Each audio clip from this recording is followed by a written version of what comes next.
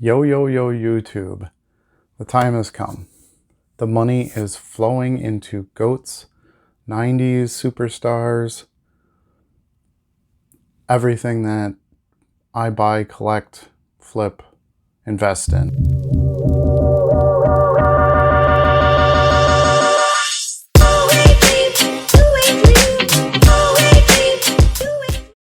Something very interesting has been happening in the sports card hobby.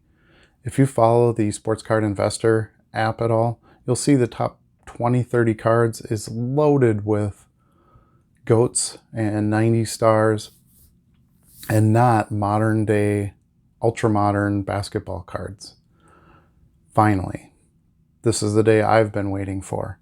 I want to show you some of the cards I have that have finally hit the top list and tell you where I think the value is going to be next. If you aren't already subscribed, what are you waiting for? Please do it. Button's right below. We're at 99 subscribers. At 100 subscribers, we're going to make a video with a giveaway you won't want to miss. The last year and a half, 2 years, when the market started exploding and everyone was buying Prism base ultra modern basketball rookies and trading those back and forth, nothing wrong with that. There was big profits to be had. I had done that with some cards myself. In the meantime, I was running around scooping up GOATs and guys that were retired, and I felt like were undervalued and had a lot of potential for profits. Let's take a look at a few of those cards that I feel like have risen to at least closer to their potential. I do feel like there's a lot of growth left in those cards. You can't exactly scoop them up easily. Everybody talks about liquidity in a card. While I feel that is important when you're selling, I don't think it's as great when you're buying and investing because it means the card is too common.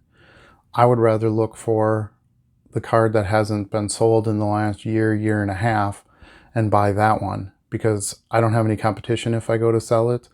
And if there are other investors or collectors out there like me looking for that card, as soon as you pop it for sale, that's when everybody comes running and is looking to buy. So that's been my strategy. So let's take a look at some cards. The first card is a PSA 9 Barry Sanders 89 score. Very iconic card. I probably should have just jumped to the 10 right away. They were starting to come up in price when I bought this. The 9 seemed like a pretty good deal. However, I think in the long run, the 10 is going to be the really big gainer just because of these are a little bit tougher to grade. And Barry Sanders is Barry Sanders. There is no loss to be had with that card long run. Next one I bought, and I do believe this was the right grade to buy, I bought a PSA 8 Jerry Rice, 1986 rookie. And the reason I like this grade is the 9s and the 10s had gone up quite a bit over the past couple of years just because that card is extremely difficult to grade. And the 8s were just kind of sitting around. You know, I bought this for less than $100. I paid $125, I think, for it, 128, somewhere in that ballpark. Let me get it into focus here a little bit better. And as an 8, I think it's an amazing investment, especially at that price. This is the GOAT of receivers for sure. Some say that he is the best football player of all time. Can't really argue that. He has records that'll never be broken. And I think the 9s and the 10s are just getting out of reach for most of the common investors. I do not deal in ultra high-end stuff. I don't want to sink that much of my money into the market, especially at the way prices are now. In hindsight, should I have? Of course, but hindsight is hindsight. So I'm comfortable with that investment. There's no way I can lose any money on it in the long run. And I don't have a lot of capital tied up into this card, and I want to hold it for a while. So one of my best buys last year, I think. Then I scooped up some 93 Topps Jeters, 3 of them. I was pretty picky. I mean, I could have bought a lot more, but I was really trying to go after the centered as centered copies as I could find. The backs can be a little iffy on these for centering. This one's a little off left to right, but overall, really nice looking cards. Should do well on those. This is the #1 performing card right now in the entire market. So I did not buy any gold ones. Probably should have done that, but the base ones will do well for a really long time. Last year I had bought a couple of these right before the documentary came out. Everybody was buying Basketball Jordan, and I remembered this card from when I was a kid, chasing it in packs, and you know, vendors asking $50, $60 for this card raw, and I got a couple of them for $5 a piece. They were in really good shape. I've got them from a seller that I had bought other key pieces in my mind from, so I had some trust built with him, and I really felt like that card was super underpriced and had a lot of potential, and it is doing extremely well right now as well. These I had gotten it back in 1996. Bowman's Best Kobe rookies. I couldn't have paid more than $5, $6 a piece for them. They're in pretty good shape. I got them, put them in top loaders and right into, you know, into sleeves and into top loaders. So these have not seen, you know, any other hands or anything like that. I did not get those from packs. I bought those on eBay probably back in 98, 99, something like that. This is an interesting one. I found this raw and I really liked it. Centering can be extremely tricky on these. Some of the printing can be off.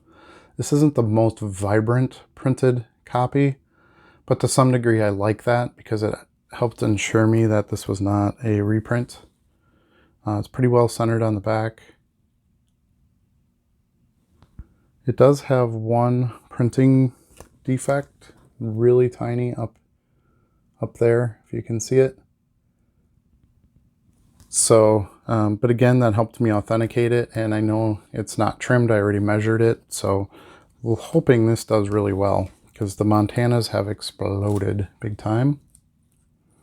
And funny story about that, I actually bought, let me see if I can find it. I had actually also bought a reprint copy on purpose. I knew it was a reprint. I've gotten it for $3, $4. One, I thought it was kind of fun.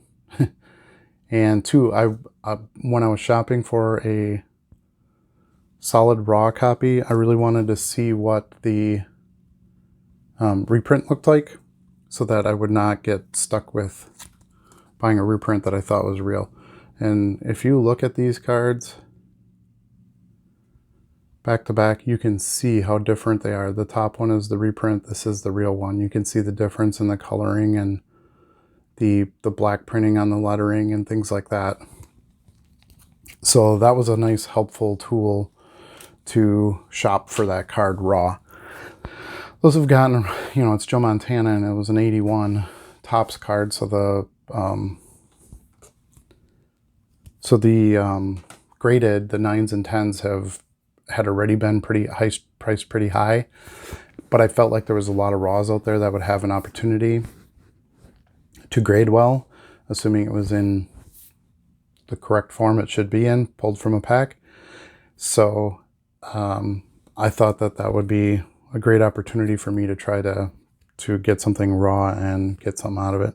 The other reason I like this little tiny print defect is because it meant to me that it was a real copy. The reprints don't have any printing defects. And if you look at other, you know, many other copies of this card, it's kind of unique to this card. I've seen one or two others out there with that same type of printing defect. So that added to the possibility of it being real to me. So I'm excited to get that one graded and see how it does. Then I've got some Jordan early base cards, which have really exploded. This is a 91, oops.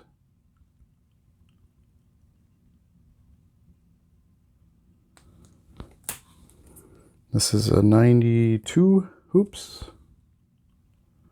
This one has been doing really well lately. And then this one is a 90 hoops. Last year, I didn't pull this one out. It's not on the top list, so I didn't grab it. But I do have an 88 Fleer sticker. It's definitely off-centered, but I paid $5 for it. And I believe that those early stickers, and as we've seen with the 86, 87 sticker now, which has really exploded in the last couple weeks. Well, all Jordan really, but that one has really had a nice gain. I felt like stickers would be something down the road would gain in value. There's less population of those. They weren't focused on being printed in sharp corners, things like that. As kids were getting them out of packs, they were peeling them off, sticking them to stuff, tossing them in a box because they weren't a card.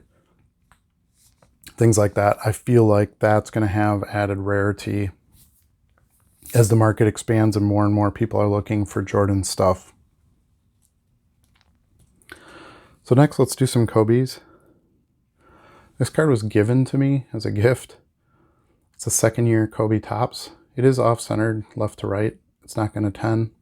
Everything else on it is in really good shape. This card has done very well lately, as again, most Kobe stuff has. Goats are the thing, finally. So this is the Topps rookies. I got 2 of those. Again, I was buying these back when, I don't know if it was his rookie year or his sophomore year, but I was a huge Kobe fan and I was just trying to scoop up anything I could. I actually have probably 30 different Kobe rookies, but these are 2 that have really taken off recently. There's that one. And then this one, which is actually a little bit better centered. I'm hoping to gem one of these. That would be amazing. I'm not going to cry over a couple of 9s either, though. And then I have this one, which definitely won't gem. It's off-centered left to right. A fair margin. I paid $25 for this card, though, back in the day, which seemed like a lot at the time, but it's off-centered on the back, too, so that's the finest. The peel is gone as well. Don't think I peeled that. I'm pretty sure it came that way. Then LeBron Topps. Doing really well. This again won't gem. It's off top to bottom, but otherwise in really great shape. This is actually pack pulled in 0304. I bought 2 packs of Topps basketball at Walmart. It was either Walmart or Target, I can't remember now, but I bought 2 packs. I got the LeBron in 1 pack and I got the Wade in another pack. So for probably $6, I pulled the 2 best cards. I was a big LeBron fan watching him in high school play, so I wanted a rookie card. Here's a 89 Topps Traded Barry. This was something I was looking for last year as well. Thought these were extremely underpriced. They can be tough to get centered and in good corners and all that. It has, of course, has the nice traded back, which is the brighter colors than the normal cards of that year. Good shape, so excited to see how that one does. Here's that Dwayne Wade I was just talking about. He's finally getting his due, increasing in price. This one's better centered than the Braun. I still think it's off. Yeah, it's still off a bit left to right, so probably won't gem, but nice looking card. Packed the top load by myself, so good one there. And then a bunch of Shaqs. I had bought a few last year, and then again, some of these were just cards that I've had for a long time I was hanging on to until they got their due, and now they're easily worth sending in to get graded. Here's the one on the top top list right now, the Members' Choice 92-93 from Stadium Club. Love the black pinstripe uniform. That was my favorite Orlando uniform. I have 3 of these Ultra, which is also on the list right now. This one is not on the list, but I pulled it just since we were talking Shaq stuff. This is a couple of the upper decks. One is the trade card. You can see on the top it says trade card. And then this is the actual draft pick card. And then last but not least for Shaq, this is the 92-93 actual draft pick rookie Stadium Club card. The last two that I bought, which I think they're not on the list currently, but I think they're about to explode. And actually Sports Card Investor talked about this in his last video a little bit. A Ronaldo Mega Cracks rookie recently sold for, I think it was like 102,000, something like that. I'm probably off on that number, but it was a lot. And the previous Mega Cracks Messi had sold for about 26,000, but I think that was in November. So it was a while ago. In this market, that was a while ago. So I had tried to find something. The Mega Cracks was a little bit out of my range of where I wanted to be. So I was looking for some Messi rookie stuff that I felt like hadn't caught up to the Mega Cracks yet. So I bought a couple of these. And then this is, there's actually two versions of this card. I believe this is the Belgian version where it just says Autograph instead of Autografo. There's an O at the end of the other one. These are the ones that are more rare. I really like this card. I think it's cool with the writing up the side. I like the gradient coloring of Messi and then the copy of the signature. His signature is, autograph cards of his are extremely expensive. So to have a rookie card with a excellent picture of him doing his work and a facsimile of his signature. If you look at the back, it's basically the Mega Cracks picture. So as far as like visuals, it's pretty close to the card that everybody's putting the big bucks on. These are in pretty good shape. This first one does have some problems with the top left corner. You can see it's a bit rounded there. And but this one is super clean. Maybe a little bit, there might be a little bit on the edges here. I don't know if you can see that. There's a little bit of roughness on the edges, but heck, if I can get, you know, even 8s out of these, I think there's big bucks in that going forward. I spent $450 for both cards, which I think is a steal. And so that's where I'm at on my GOATS investing for now. I do have a couple Brady rookies too. I know the only Brady that was on the list was the Bowman Chrome. And I have the Upper Deck, and I also have the Fleer Tradition. So missed the boat, I think, on the Bowmans there, but I think that Upper Deck is going to be huge, especially if he wins the Super Bowl this weekend, is this one. The Tom Brady Upper Deck. Why do I say that? Look at that jersey. It is basically Buccaneers colors. I think if he wins the Super Bowl, this card is going to get a strange chase element from those looking for Brady Bucks uniform rookie stuff. So kind of just a super ironic card from back in the day. I think that's a card you need to look out for as far as having large price jumps. I think it could outpace the Bowman in the very near future. So we've discussed a little bit where the current market is, what we've seen happen recently, showed you a few examples of the cards that I had been buying previously to prepare for these moments. So what do we do now? Do we continue to have those types of gains on these cards? Do we look at the next moves in the market? I want to hear from you. What do you think is going to be the next big growth in the market? Please leave a comment below and we can have a great discussion. Personally, I think the market is going to stay with the GOATs, the Hall of Famers, the sure things, the long-term investment money. Now that cards are so expensive, the prospecting is just too risky for most and too expensive. They'd rather put the money into the cards that they know are going to retain that value and they don't have to worry about player performance. Prospecting will always exist. And it's fun to do, especially as you're watching those sports and you're watching those players perform. It also gives you the potential for getting in on someone who's maybe a GOAT down the road and doesn't have that valuation yet.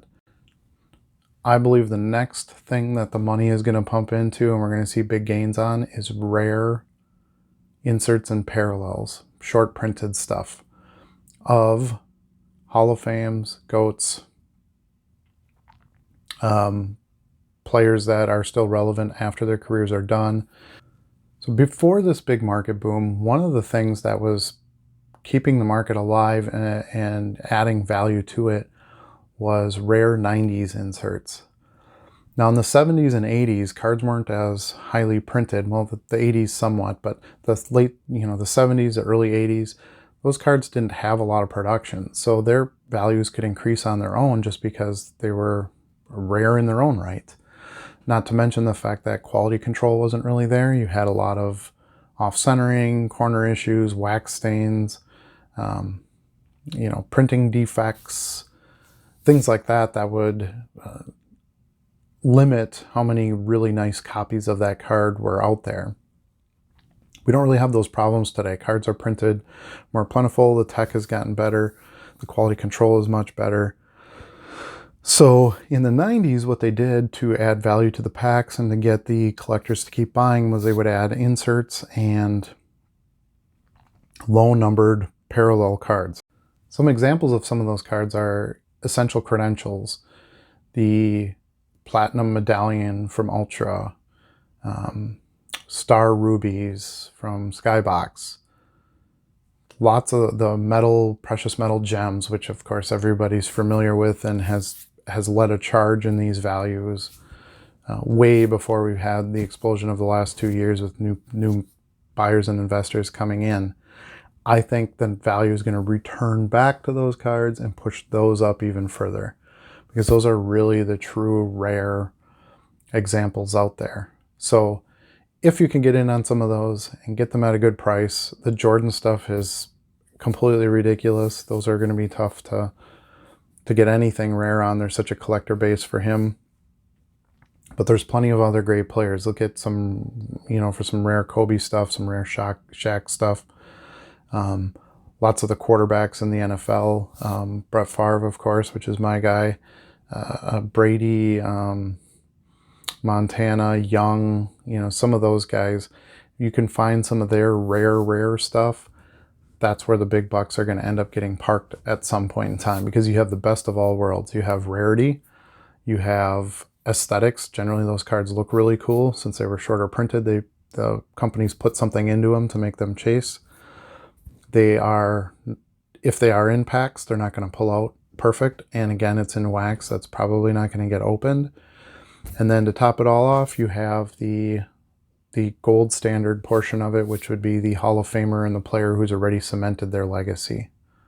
So that's where I think the next big money is going to go. But I'd love to hear your thoughts. Until next time, we'll see you soon.